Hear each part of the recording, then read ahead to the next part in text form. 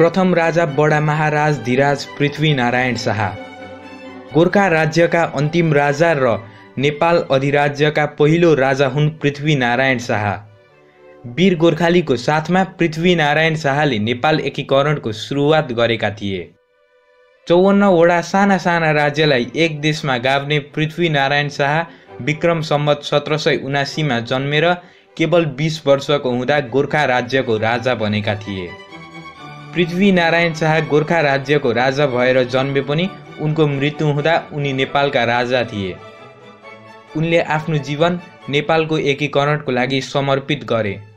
उनले भनेका केही लोकप्रिय भनाइहरूमा नेपाल 4 जात 36 वर्णको साझा फुलबारी हो, प्रजा मोटो भयो भने मात्र दरबार बलियो हुन्छ जस्तो भनाइहरू रहेका छन्। पृथ्वीनारायण शाह 32 वर्षसम्म राजा बनिरहे र उनको निधन विक्रम सम्वत 1832 मा भएको थियो। दोस्रो राजा प्रताप सिंह शाह नेपालका दोस्रो राजा हुन् प्रताप सिंह शाह। प्रताप सिंह शाहका पिता भने पृथ्वीनारायण शाह हुन्। विक्रम सम्वत 1808 मा जन्मेका प्रताप सिंह पृथ्वीनारायण शाहको निधन भएपछि 1832 मा राजा बनेका थिए। उनले राजा भएर केवल 36 महिना काम गरे र उनको निधन विक्रम सम्वत 1834 मा स्मलपक्स भाइरसको कारणले भयो। तेस्रो राजा रणबहादुर शाह। रणबहादुर शाह प्रताप सिंह शाहको छोरा भएर 1832 मा जन्मेका थिए। उनको पिताको मृत्यु हुँदा उनी केवल 2 वर्षका नाबालिग बच्चा थिए। त्यही भएर उनी नेपालको राजा 1834 मा भए र उनी 1855 सालसम्म राजा रहिरहे। उनले त्यसपछि आफ्नो सबभन्दा मनपर्ने पत्नीको छोरालाई राजा बनाउन पद त्याग गरे र आफ्नो छोरा ग्रीवन युद्ध विक्रम शाहलाई राजा घोषित गरिदिए। पद त्यागेको 8 वर्ष पछाडि उनको हत्या उनकै भाइ शेरबहादुर शाहद्वारा भयो। चौथो राजा गिरिबाण युद्ध विक्रम शाह। रणबहादुर शाहका छोरा गिरिबाण युद्ध विक्रम शाहको जन्म विक्रम सम्वत 1854 मा भएको थियो। केवल 1 वर्षको हुँदा राजा बनेका गिरिबाण युद्ध शाह 19 वर्षसम्म राजा रहिरहे र 1853 मा स्मलपक्स भाइरसको कारणले उनको पनि निधन भयो। 20 वर्ष अगाडि उनको हजुरबा प्रताप सिंह शाहको मृत्यु पनि स्मलपक्स भाइरसको कारणले नै भएको थियो।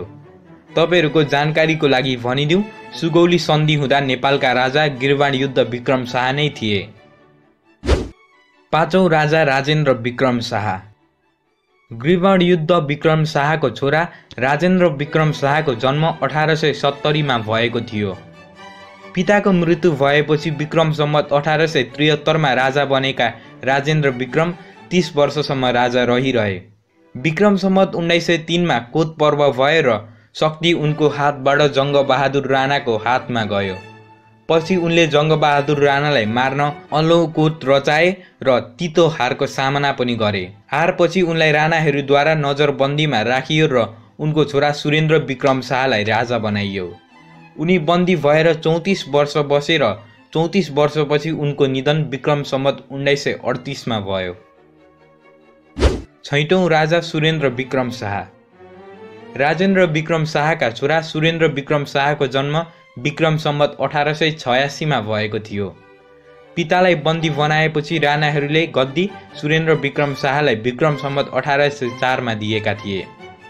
खासमा उनको जेठो दाइ रणेन्द्र शाह राजा बन्नुपर्ने हो, तर राणाहरूले षड्यन्त्र गरेर उनलाई राजा बनाइदिए।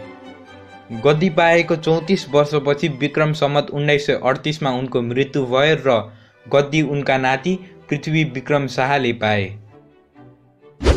सातौं राजा पृथ्वी वीर विक्रम शाह।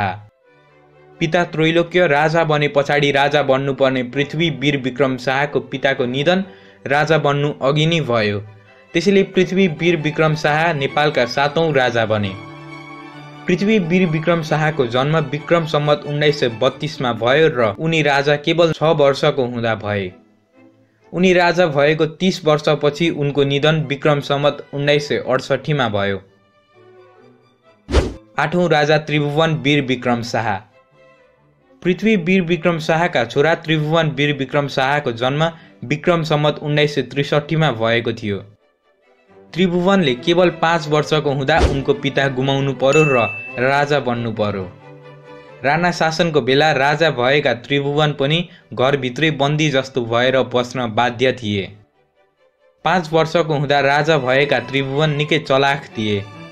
उनले एक युरोपेली केटी, नेपाली कांग्रेसका नेताहरू, भारतीय राजदूतहरू र अरू केही मान्छेहरूसँग मिलेर 2007 सालमा राणा शासनको अन्त्य गरे। त्रिभुवनले राणा शासन हटाउँदा भारतमा गएर आश्रय लिएका थिए। उनी भारत गएको थाहा पाएर राणा शासकहरूले त्रिभुवनका 3 वर्षे नाबालिग नातिलाई राजा बनाइदिएका थिए। ती 3 वर्षका बालक थिए राजा ज्ञानेन्द्र शाह। 3 वर्ष उमेर भएको बालकलाई राजा बनाउँदा कुनै देशले पनि समर्थन गरेनन् र राणा शासकहरू भारत गएर एक सम्झौता गर्न बाध्य भए। त्यसपछि विक्रम सम्वत 2007 मा 104 वर्ष लामो राणा शासनको अन्त्य भयो। राणा शासनको अन्त्यको बारेमा एक छुट्टै भिडियो पनि बन्न सक्छ। भिडियो चाहिएमा कमेन्टमा लेखिदिनु होला। राणा शासन हटेको केवल 4 वर्ष अर्थात् 2011 मा उपचारको क्रममा त्रिभुवन वीर विक्रम शाहको पनि स्विजरल्यान्डमा निधन भयो। 9 राजा महेन्द्र वीर विक्रम शाह। त्रिभुवन वीर विक्रम शाहको छोरा महेन्द्र वीर विक्रम शाहको जन्म विक्रम सम्वत 1977 मा भएको थियो। महेन्द्र वीर विक्रम शाह 2011 सालमा राजा बनेका थिए। राजा बनेको केवल 5 वर्ष पछाडि धेरै भ्रष्टाचार हुन थालेपछि सरकार विघटन गरेर पञ्चायती व्यवस्था देशमा ल्याएका थिए। राजा महेन्द्रको मृत्यु 2029 मा भएको थियो।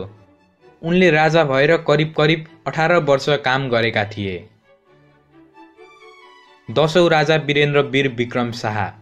महेन्द्र वीर विक्रम शाहको 3 छोरा मध्ये पनि जेठो छोरो वीरेन्द्र वीर विक्रम शाहको जन्म विक्रम सम्वत 2002 मा भएको थियो।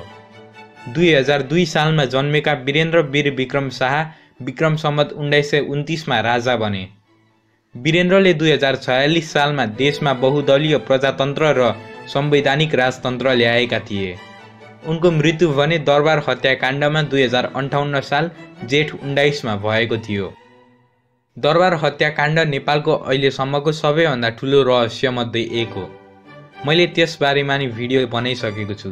माथि आई बटनमा क्लिक गरेर वा डिस्क्रिप्सनको लिङ्कमा गएर तपाईहरू पनि त्यो भिडियो हेर्न सक्नुहुनेछ। 11औं राजा दिपेन्द्र वीर विक्रम शाह। वीरेन्द्र वीर विक्रम शाहको जेठा छोरा दिपेन्द्र वीर विक्रम शाहको जन्म विक्रम सम्वत 2028 मा भएको थियो। एक नम्र स्वभावका राजकुमार दिपेन्द्रमाथि दरबार हत्याकाण्डको आरोप लगाइएको थियो। प्रेमिकाको लागि दरबारभित्रका सबै मान्छेलाई मारेको भनेर उनलाई आरोप लगाइएको थियो।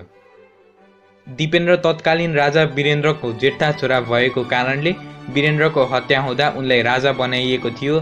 तर दुर्भाग्यवश उनको मृत्यु पनि दरबार हत्याकाण्ड भएको केवल 3 दिन पछाडि उपचारको क्रममा भयो। नेपालमा सबैभन्दा छोटो समयको लागि राजा दिपेन्द्र नै बनेका थिए। दरबार हत्याकाण्ड भएको आज 19 वर्ष बितिसक्न आँट्दा पनि उनको नामबाट हत्यारा ट्याग अझै पनि हट्न सकेको छैन। उनको नामबाट हत्याराको ट्याग छिटै हटोस् र उनले पनि न्याय पाउन्। राजकुमार दिपेन्द्रको आत्माले चिर शान्ति पाओस्। 12औं राजा ज्ञानेन्द्र वीर विक्रम शाह। ज्ञानेन्द्र वीर विक्रम शाह वंशका अन्तिम राजा हुन्। दाजु वीरेन्द्रको वंशनाश भएको कारणले गर्दा उनी राजा बन्न पुगे। विक्रम सम्वत 2004 मा जन्मेका राजा ज्ञानेन्द्र राजा दुईताल अर्थात् 2007 कार्तिक 22 गतेदेखि 2007 पुस 23 गतेसम्म र 2058 साल जेठ 22 देखि 2065 सम्म राजा बन्न पुगे। ज्ञानेन्द्र शाह नेपाली इतिहासकै सबभन्दा भाग्यमानी र अभागी राजा हुन पुगे।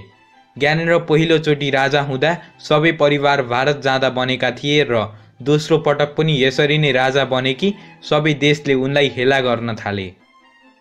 राजा ज्ञानेन्द्र राजा हुँदा देशमा द्वन्द्व फसादको कारणले उनले संवैधानिक राजतन्त्रबाट निरपेक्ष राजतन्त्रमा बदलिनु पर्यो। उनले 4 वर्षपछि फेरि संवैधानिक राजतन्त्र ल्याए, तर त्यति बेलासम्म ढिलो भइसकेको थियो। आखिरमा संवैधानिक राजतन्त्र ल्याएको केवल 2 वर्षमा नेपालबाट राजतन्त्र नै फालियो। यसरी राजा बन्ने नजन्मेका ज्ञानेन्द्र 2 चोटि राजा बन्न पुगे। राजा ज्ञानेन्द्रको जीवनी र धन सम्पत्तिको बारेमा